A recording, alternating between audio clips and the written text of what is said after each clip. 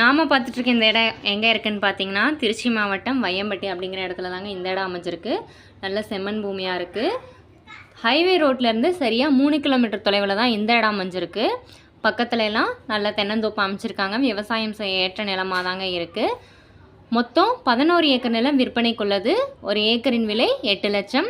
இந்த இடத்த பற்றின முழு விவரத்திற்கு கீழே டிஸ்கிரிப்ஷனுக்கு நம்பர் கால் பண்ணுங்கள். நம்மளோட யூடியூப் சேனலை சப்ஸ்கிரைப் பண்ணிக்கோங்க. லைக் அண்ட் ஷேர் பண்ணுங்கள். தேங்க்யூ ஃபார் வாட்சிங்.